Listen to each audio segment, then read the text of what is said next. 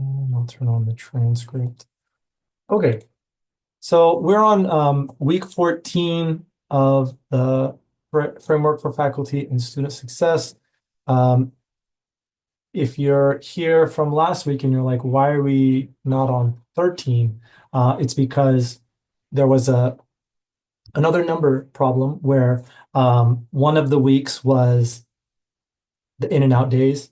And so it kind of mixed up the the order a bit, but just starting from now, the new canon is we're starting on week 14. We are going to continue with what we were looking at last week. Last week was the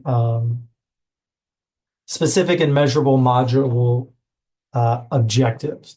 So we've been working on kind of continuing the outcomes and assessment work since we started in, I believe it was week 9. Yeah, that was where we were talking about clear and measurable course outcomes. We're switching gears. We started talking about objectives last week, and we were going through some of the questions, reflection questions for those last week. And now we're going to get into a little bit more specifics. So more specifically, indicator 2.2a, which is the stated module level objectives, and then 2.2b, which is the appropriate module level objectives. So this week we're focusing on crafting module level objectives that are clearly stated. And then we're going to focus on this part here, the student-friendly language, right? And we want them to be appropriate for the level of your course. So a quick refresher, maybe someone else who was here. What's the difference between an outcome and an objective?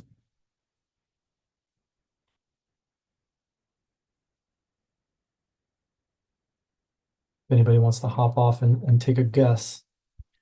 Aren't like so outcomes are the goal where you're trying to get to. Objective is part of the task, meeting a task, getting to a specific point, but the outcome is the overall goal of what you're trying to achieve. Yeah, I like that. You could think of like outcome as like big picture. We call them the course learning outcomes because they're what the student needs to be doing by the end of the course. They need to be able to have these skills, whatever they are, Correct. if not mastered, but they need to just show proficiency in them. And then I like to think of the objectives as more of the on the ground module level, like you would have a module would have an objective, or even a class would have an objective, a lesson would have an objective, and then those objectives would then be feeding into the outcomes. The outcome. Very similar, and some people can use them interchangeably. The idea for both of them, reaching some sort of goal. But then I would say for the sake of, if we were to differentiate between what we're working on in this course, let's use outcomes as kind of that overall. And then so that being said, our weekly outcome would actually be our weekly objective, right? I think that it's mostly saying here outcomes. And that was just because I was thinking, we want to use this we want to familiarize ourselves with outcomes, but in reality, this should be the weekly objective. So there could be multiple objectives to get to an outcome. Yes, definitely. So that is something that I see that Tracy's here. It's something that I talked with her about, that we talked about as a class last time, but then also something that we were talking about in a meeting we had this week, where we have our she has quizzes, and she's linked her quiz questions to her outcomes. And so as they're finishing finishing these quizzes, it's checking off that, they're meeting multiple outcomes, but the objective of the quiz is to service that outcome, right? So it's kind of like the steps leading up to it. So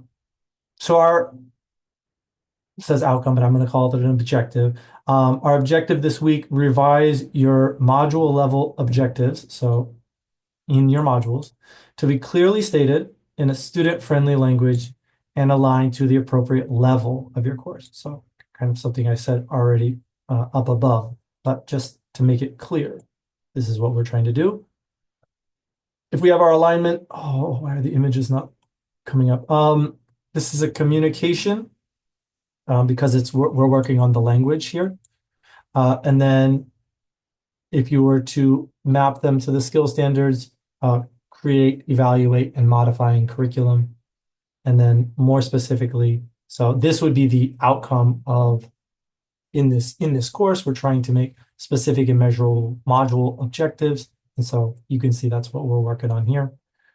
I'm just going to give it to you now because I always forget to do it. And so give me a second here to remember what it is.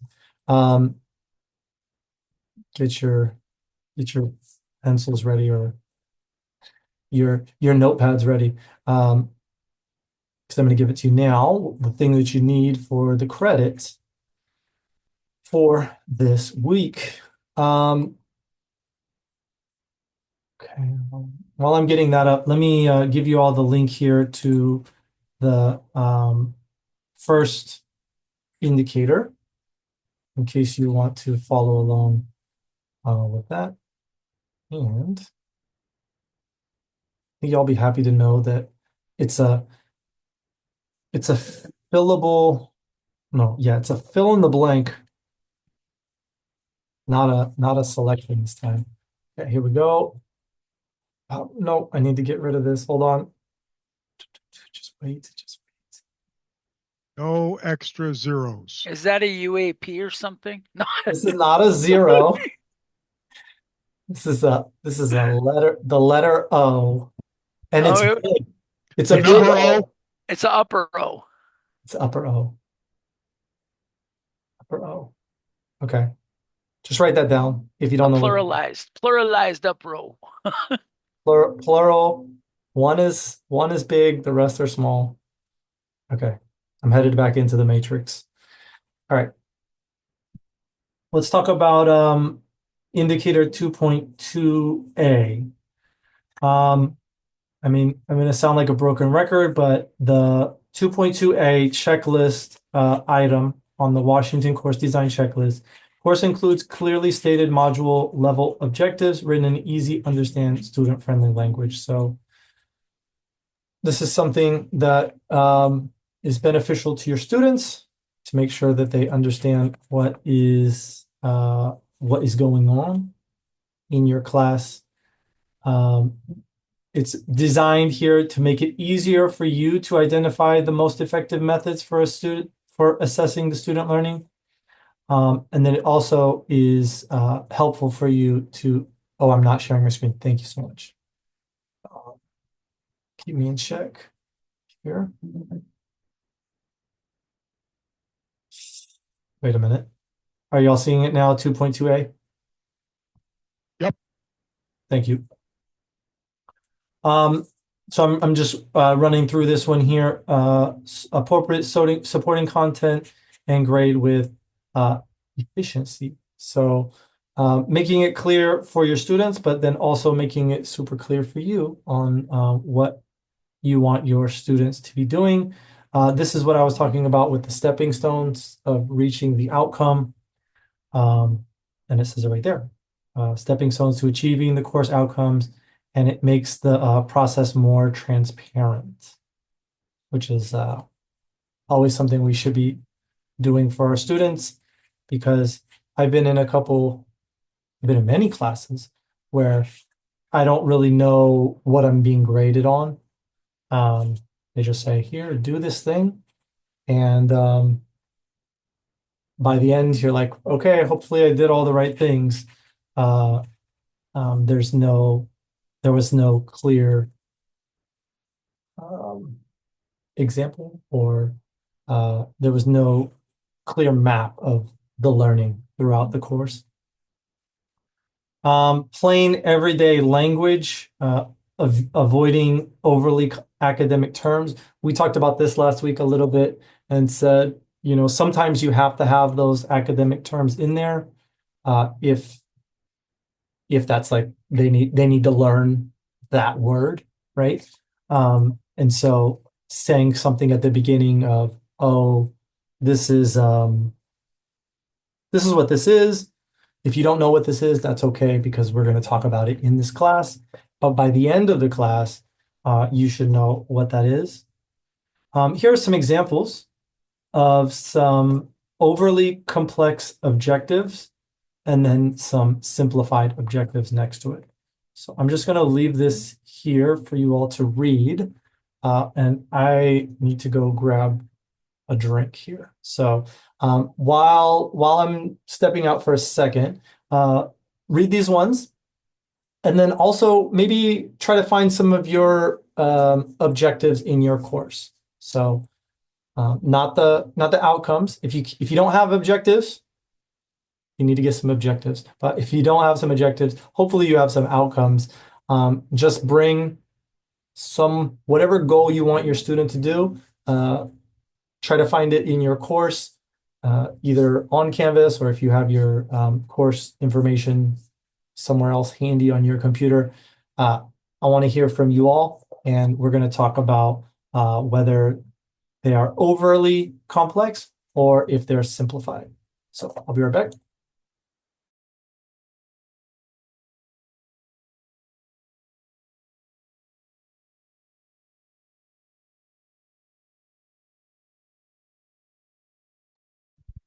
Hey, Don, do you remember when they used to have objectives and outcomes flipped years ago in our syllabi and our course, our course outlines?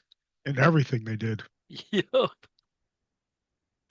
I was so confused after they came in and said, no, it was backwards. Flip it. Okay. I think we flipped it a couple times. Yeah, it depended on who was helping us. Yep. This seems to be a lot better. We've got a little bit of stability now with Snowy, so Yeah. Yep. I just remember being absolutely frustrated as to what they wanted.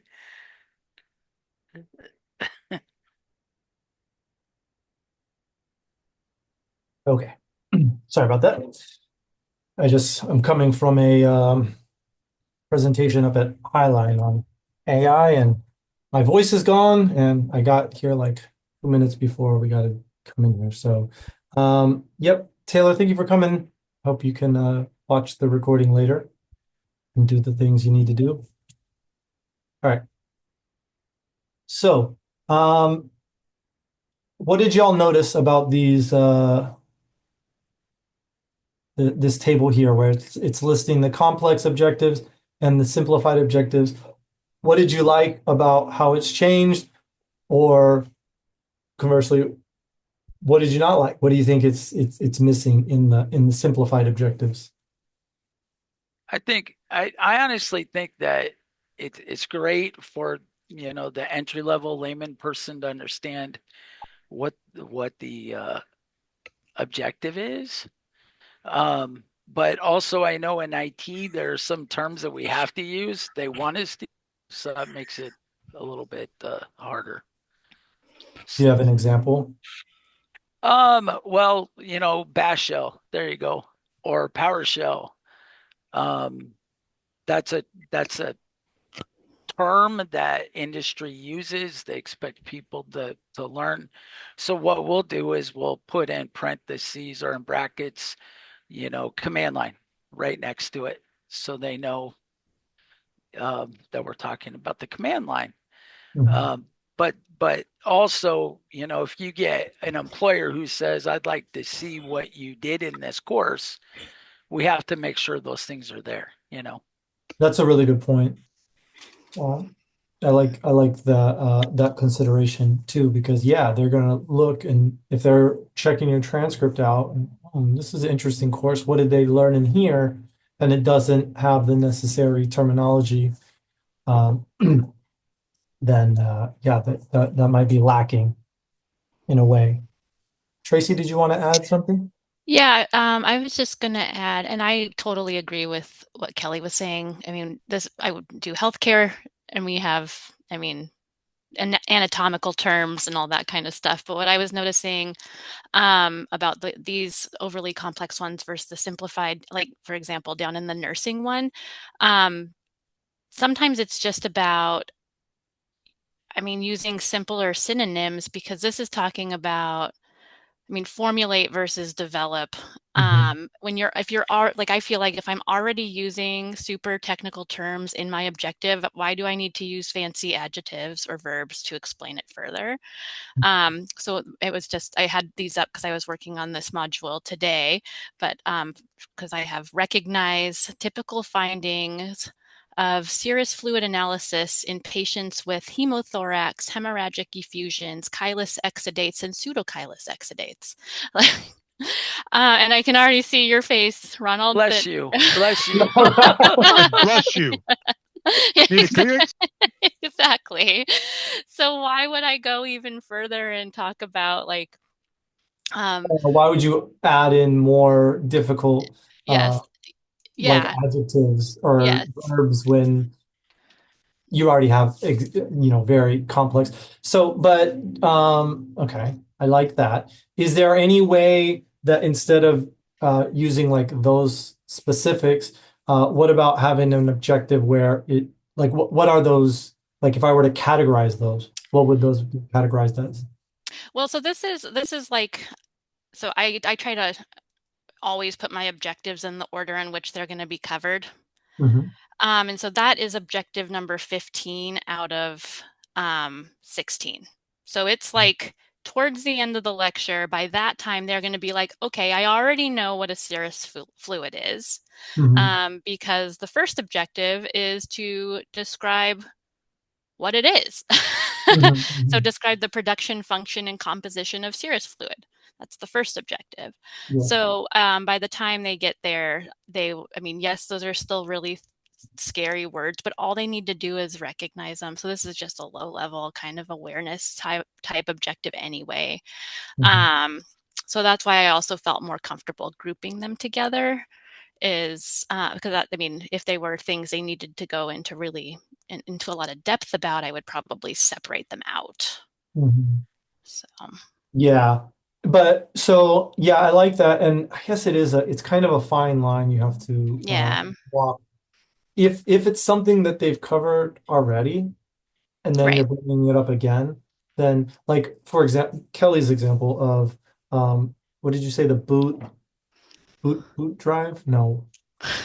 The PowerShell, the command line PowerShell. PowerShell, I and even know what a PowerShell is, but I just couldn't, my brain is not working as yeah, fast. it's Bash shell and PowerShell is what I was saying. So the PowerShell, like that example is you've probably brought up the PowerShell in a lesson before that.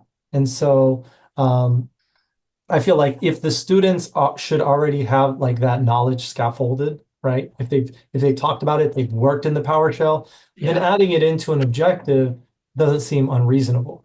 Maybe right. we don't know about it because we're not in it and we haven't had your lesson where you talked about it and we've gone in there and worked in it.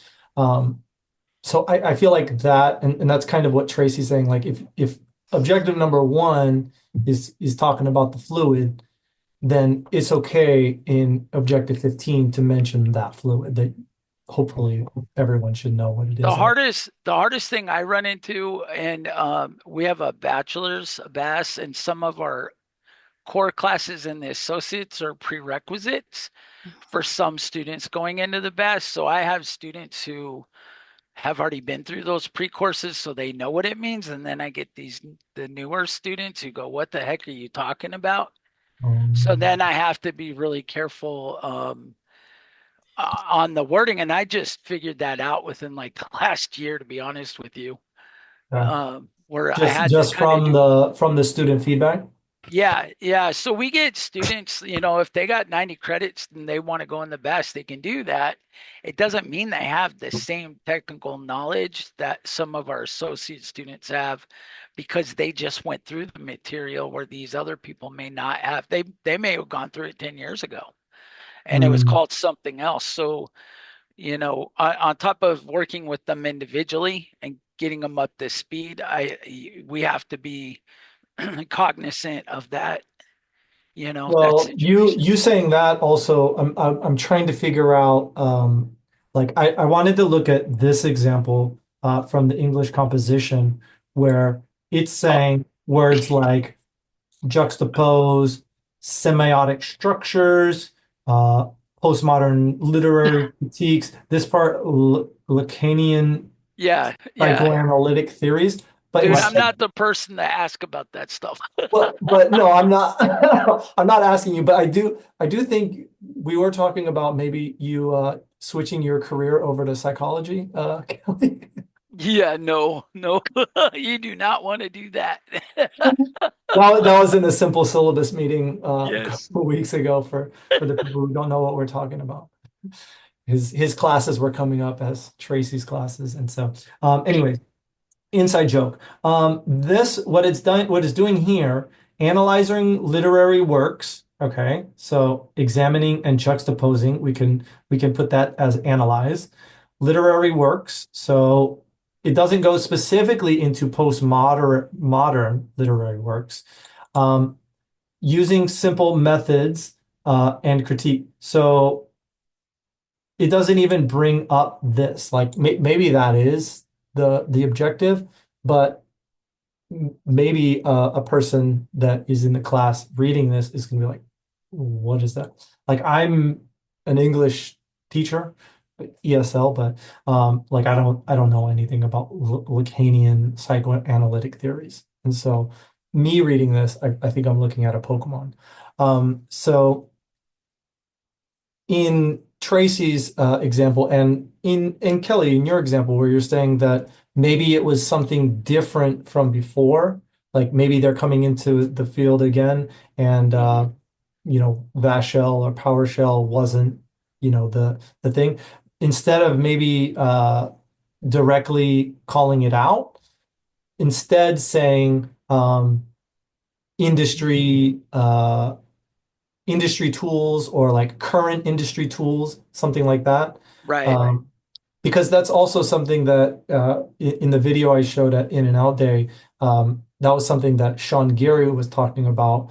It wasn't, even though they're working in Photoshop now, um, and I know Photoshop's been around for a while, so let me maybe think about a different example where it's like, let's say ChatGPT, okay, if we're doing a course on generative AI. So instead of saying like in the objective of this lesson is to learn how to efficiently prompt ChatGPT, instead of saying ChatGPT and like calling it out, maybe saying chatbots or large language models or whatever, tool, maybe generative AI tool, and then being vague enough so that, okay, I know that in this lesson we're going to be talking about this tool, like we're going to be using ChatGPT, but maybe at the objective level, that kind of future proofs it because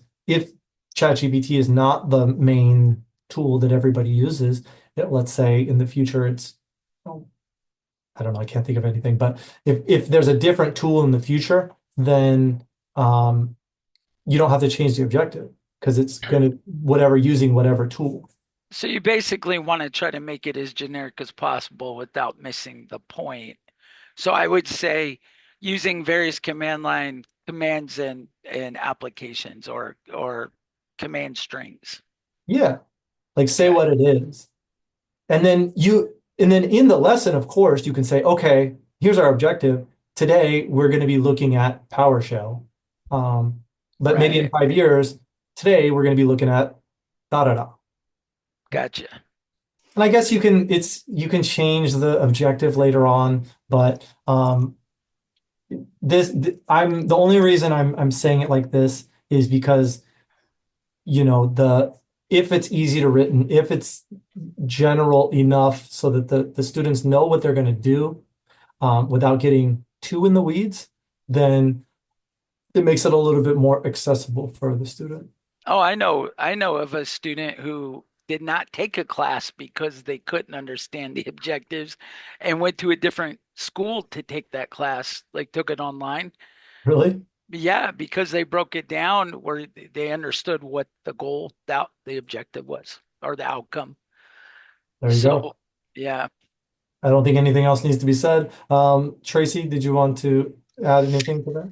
Yeah, I could think more of a question for the group, because what you were talking about, I really like how you broke down Kelly's objective into even using simpler, terms that I understood, because I don't know what a PowerShell is. But you were talking, I guess, yeah, PowerShells. But anyways, I had a student that didn't do very well on an assignment and I found out basically the person was looking at my objectives and then Googling the technical terms to find the information instead of listening to the lecture that I provided online or on Canvas. And so Seems it seems so counterintuitive. Like, hey, I'm I gonna go try to know. find out all this information. Meanwhile, my instructor's giving me the information. Yes, exactly. And I had given it to, there was when I put my PowerPoint on Canvas, I edited it to have notes for them that are different than the notes that I talk about in the lecture, so that they can listen to it and take their own notes. Yeah. um, and so I guess that's kind of the discussion, or the question I had, is that by making it more general, then I felt like it's like, okay, well, now this person actually has to come to or listen to my lectures, because it's not so specific that they can go find unvetted resources external Mhm. to the class. Yeah, because like when you were listing those ones and everybody was um, fake sneezing, the maybe that is like you know what it is, and I mean, and maybe you've been taught, or you through your program were like, okay, we need to put this stuff in here. And I don't know. I'm not the person to say one or the other. I'm just saying it's a consideration, and according to the Washington Course Design Checklist, it's encouraged Mm. to make it more student friendly. And I wanted to take your example, and I wanted to ask you if you were to categorize those as like a type of something, like what are they? The Um, let's see. So let's see. I could say I was also gonna maybe do a little ChatGPT experimentation and see if I put this indicator into ChatGPT and then had a list of objectives to see how it would change them over. I don't Oh know yeah, that'd be cool. if you have the objectives. Yeah, I can copy and paste it into the chat if you would like. Do you want the whole thing? Why not? Okay, I have it Let's see open. what we can do. Yeah. So what those are, there. So I would guess one way I could do it is to recognize typical serous fluid findings of serous fluid analysis in patients with bleeding and lipid metabolism disorders. And by this point, lipid, they know what lipid is. They know what I know what metabolism is, but uh lipid, they'll know what that vocabulary word is, right? Yeah. And It's not and letting me you're copy and MLT, paste. is that right? Yes. Okay. Are trying to reword our objectives. It's not letting me paste into the chat. Oh, really? Yeah. Um, I hmm. also, I'm using Do you have them in a file? I do. Should I put the file in? Let's see if that would work. Okay. I accidentally opened Microsoft Edge as the browser, which I'm less familiar with than others, which may be why I'm having issues too. If you asked me 5 years ago if I would ever consider using Edge, never. I would laugh in your face because I sorry, I was all I was Firefox for a while and I was Chrome, but then once they added that here you can use Edge and it'll have that Microsoft Copilot AI embedded in. I was Yeah. like, okay, sign me up. I'm in. Yeah, this isn't letting me do anything in the chat. Can I even type? Oh, I can. Chat Okay. unlocked. Okay. Yeah. But I can pull it up and you can type a few. Okay, yeah, let's do that. Let's just maybe I'll stop sharing for a second and then for The those Zoom knows better than to let somebody paste from Edge into that chat box. Maybe it's too smart for us. is that why Zoom is always like not working so well because I'm using my Microsoft email There you address. go. There you go. That's funny. No, we're supposed. I think aren't we supposed to be like putting them together? I feel like I emailed Pam Jeter recently, and I was like, I want my Zoom meetings to show up in my Outlook, and it was like not allowing it. And then she said, at some point in the near future, like they're going to be more friendly together. Do Yep. y'all know anything Oh. about that? They have to check a box and then it'll be more friendly. When the I phones think show IT's up. got a lot of problems they're trying to fix right now. So Yep, when we get our Zoom phones, then it'll all start to work. Watch. Yeah. I was supposed to have the IT come in and redo my like reformat my computer with Windows 11, and it said that it couldn't happen because my computer's too old. And so I was tier because I can't get Windows 11, but I think this means that they're going to upgrade my computer. Oh, good luck with that. Don't say it like that, man. It says we put in a thing to get you a new computer. All right, I'll take the new computer.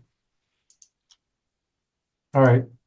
Tracy, were you going to share your screen? Am I not sharing? If you are, I'm not seeing it, but I might. Oh, no, you're seeing it and it's good. Okay. Okay. I was going to say I also have two monitors, and so maybe you're looking at my body fluid PowerPoint, but This one, I'm looking at body fluid objectives. okay, perfect. Okay. So I'm going to type in, which one do you think I should? Oh, I'm looking at number 4 and I'm seeing words, lots of words. A word that starts with X. Yes. Okay. Discuss the development and clinical significance of xanthochromia Yep. in cerebrospinal fluids. All right, see what this comes up with. Thank you, Tracy. Yeah. Okay, I'm gonna grab the share back. Oh, nope. Hold on. Okay. All right. To reword, can y'all see where it says ChatGPT? Mhm. Okay, to reword the objective about discuss the development and clinical significant. Okay, that's the complex version. Simplified. Explain what causes. Oh my God. Is it and why it's important for. I think it made it worse. Explain is a simpler. No, terrible, bad. What causes? What is Yeah, it? you're not going to be able to get rid of xanthochromia. It's from the Greek, I believe, or the Latin, and the xantho is yellow and chromia is color. So what's the it's a yellow color of cerebral spinal fluid. ChatGPT fail. Okay. Let's see here. Now I've lost my. information. Okay. Oh, it's up here, of course. All right, so maybe it's not as simple as throwing it into ChatGPT. Sometimes it is, sometimes it gives you worse responses. Let's look at the assignment here for this one. We're going to select one or multiple methods here. Review the module level objectives for each learning unit. Revise or rephrase any unclear objectives using easy to understand. Action words versus blooms. We've talked about that in the past, using those words that are clearly measurable. Ask your students for feedback. So just ask them, see if it makes sense to them, and maybe ask them at the end of the lesson. Maybe at the beginning of the lesson they might not know what that is, but then, like we said, if it's something they're supposed to learn in the lesson, or I think we talked about it last week, saying we talked about this before, right? Check in with colleagues teaching the same course, okay, or in your campus or other campuses and see, because if people are leaving your course and going to another place because your objectives are too complicated, see where they're going and maybe reword your objectives to be similar to that. Hey, Ronald, do you have a list of the Bloom's revised taxonomy that you use? I do. It's the one that Tracy gave a couple of weeks ago, so I think it's in. Probably. I must have been sick that week. Yeah. It was, I I think think I it was the one that you was. didn't come. Dang it. It was revised. Yeah. Oh, yeah. Okay. Okay, So cool. so this is kind of no. This is the standard one that you're used to seeing, but then this is the one that Tracy gave at that in this week, whatever week this was, I think it was week 11. 11. Yeah. Yeah. Okay, So cool. I'll put this in the chat, and then I'll also put it into that indicator so that future people watching this can access it as well. So I'm gonna put also, okay, let's see, yeah. There you go. This one's really nice. Thanks again, Tracy, for providing this, because it doesn't have that triangle graph, but you don't really need the triangle graph. You just you go from left to right, and I don't know why my Adobe's taking so long, but it looks like this. So like Got it. the left side is knowledge and then evaluation on the right, Cool. Thank you. and tons of words there, tons of keywords. So okay, let's see. Let's get back to 2.2a. Obviously, review and update.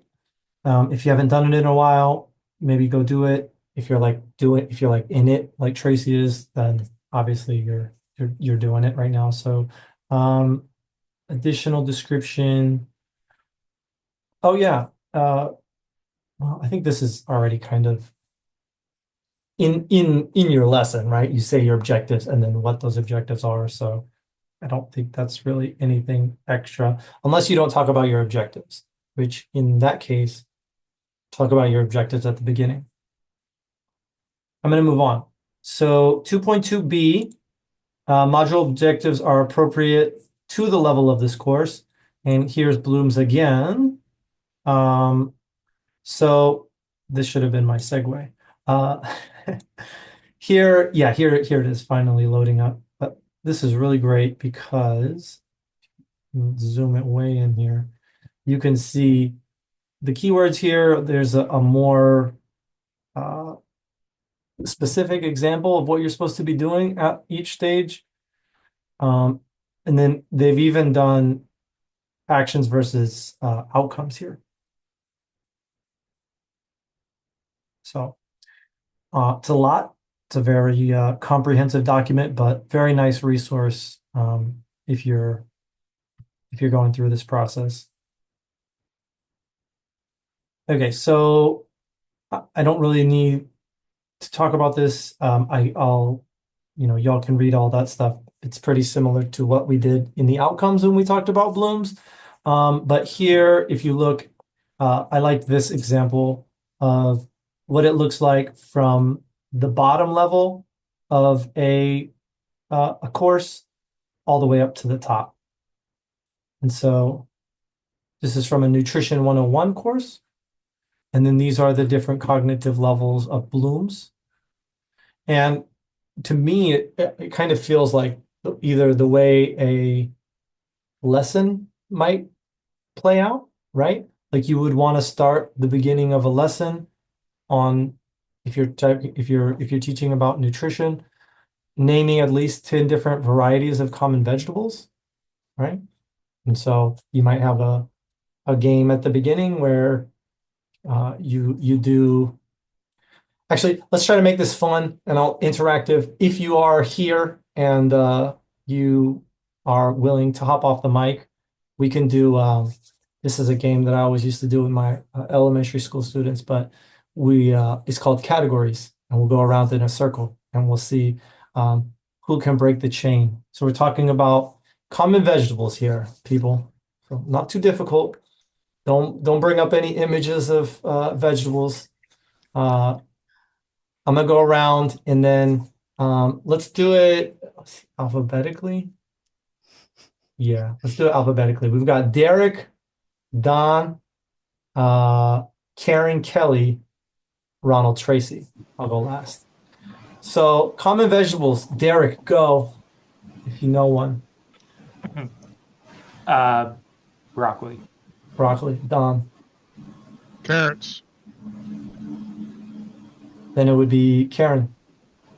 Lettuce. Zucchini. Is that my turn? Yes. Oh no, my turn. Sorry. I guess I'm going before you because I'm Oh. going. Celery. Green beans. And then back to Derek. Don.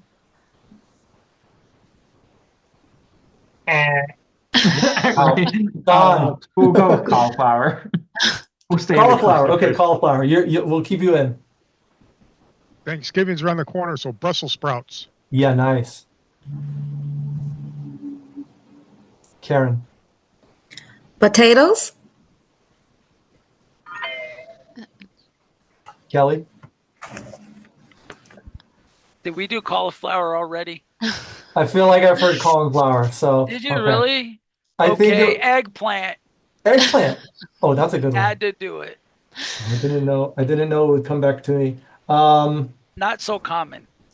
No, I'll stop it there. I'll stop it on Ronald's out. Okay, did we make it to 10? I feel like we got pretty close.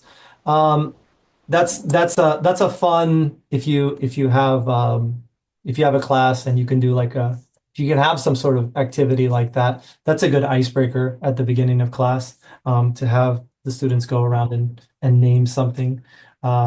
Then we've got describe the key vitamins and minerals found in different vegetables. Okay, so we've named them, right? We know them. Now we're going to describe them. Diagram the parts of the vegetable. So we have the knowledge. We're looking at a vegetable and we're looking at the different kinds of the different parts of it. Compare each vegetable to determine the characteristics that make them different. So now we're analyzing, we're looking, okay, we've got them. We've applied our knowledge. Now we're kind of synthesizing the data. And then evaluating, determining which vegetable is the healthiest and justify. So now that we know all these things, we can evaluate and decide, right, which one is the healthiest. Last step here, create a healthy recipe using 2 or more vegetables. So you can see the progression here. You can see the scaffolding from the bottom to the top. And so it's not going to be that easy every class or every course. But that's if you're looking for a good example of how that might look, I thought this was a pretty good example. So let me see here. And your courses might be different. Maybe if you're teaching an intro level course, then maybe you would only be at this stage of it where you're just like learning the terminology, and learning what each of them can do.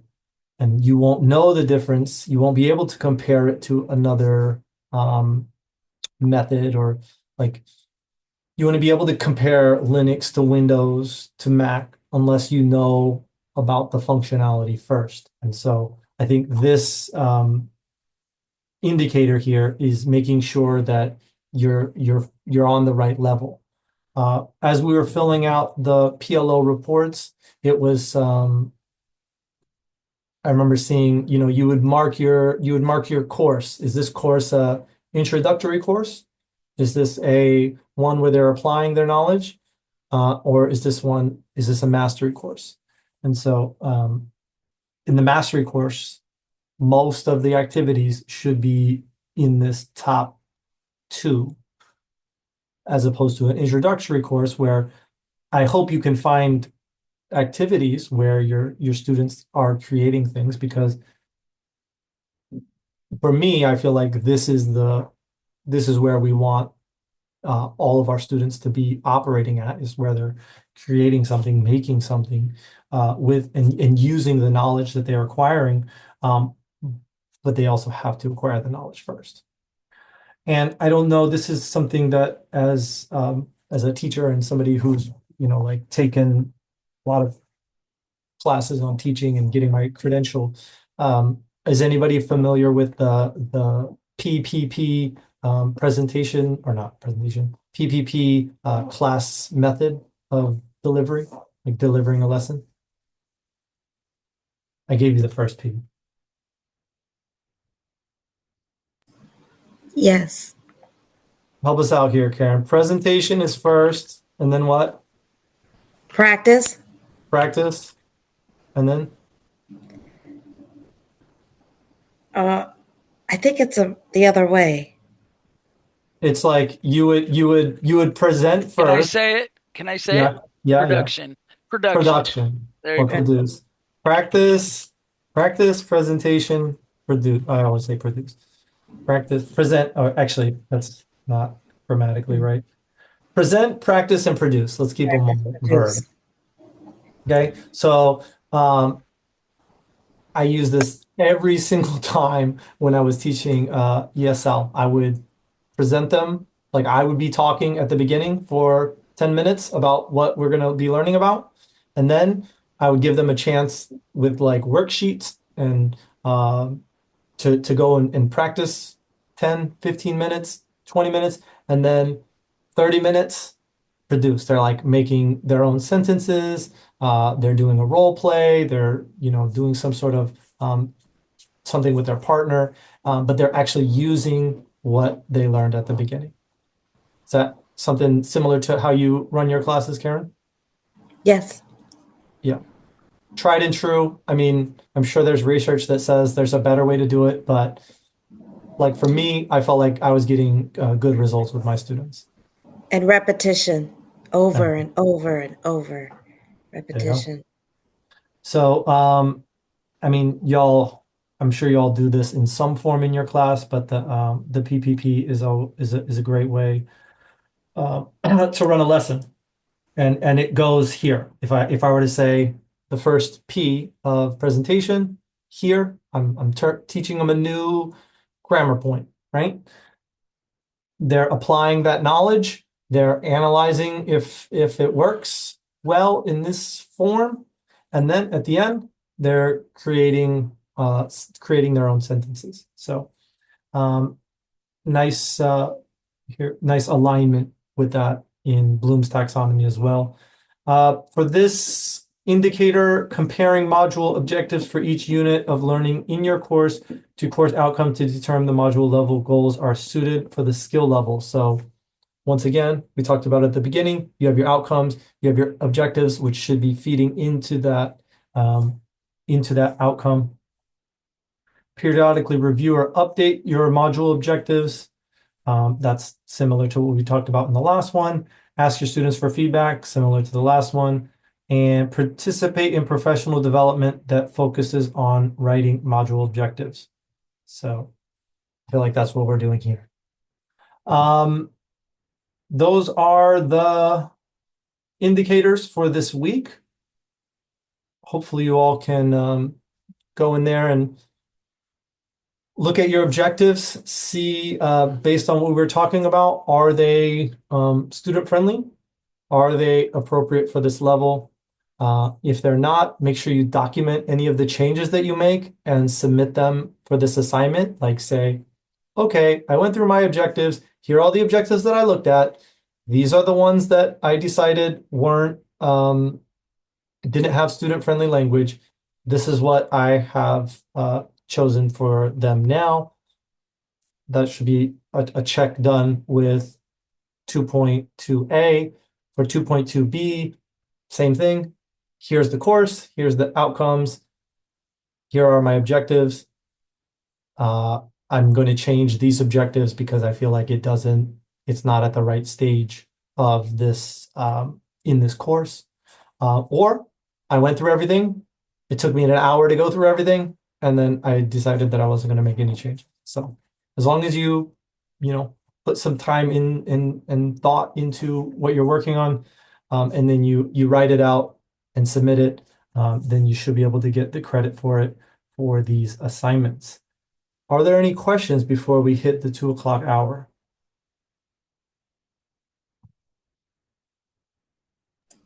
I just, I have one question, Ron. Sure. Is the goal to have one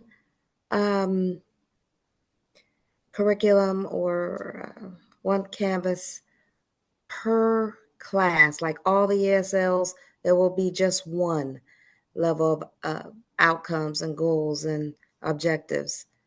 So So the that we're benefit of all doing it that way, if I'm understanding it correctly, is that you have consistency across the department.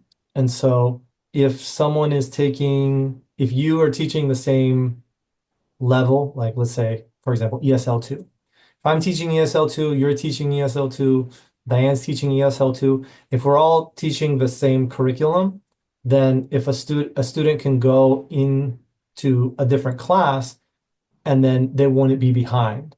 Like if the whole program is mapped out, right? And there's a progression from ESL1 to ESL5, then having similar, like you don't have to teach the same way, right? But if you teach if the material is the same, if you teach past, the past tense, simple past, right? They're going to need that to go up onto the next level. If everybody teaches past simple, then everybody can go to the next level, fine. But if one teacher doesn't teach that, they're doing their own thing, then they're not going to have that knowledge scaffolded correctly in the department, like in the ecosystem. Do you know what I mean? yes. So one person should do it then with I, input from others, but we should have just one I feel master like there course. should be, yeah, one master course. And then, like I said, if you want to, it doesn't matter the way you teach it, but as long as the material gets covered, then I think that it's going to be more beneficial for all the students in the program as they move through the different courses. Okay. Thank you. You're welcome.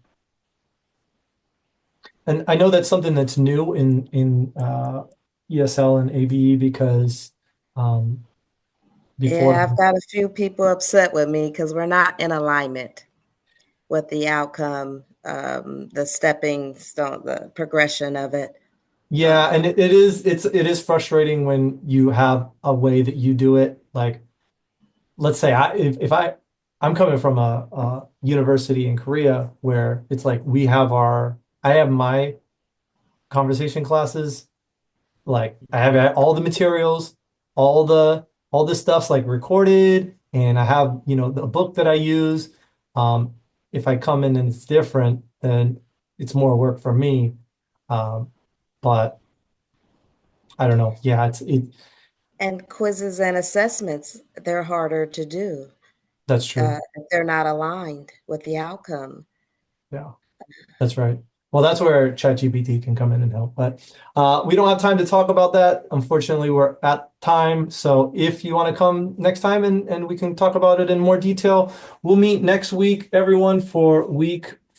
Oh, now I'm confused about the weeks. So I think we'll be on week 15 next time.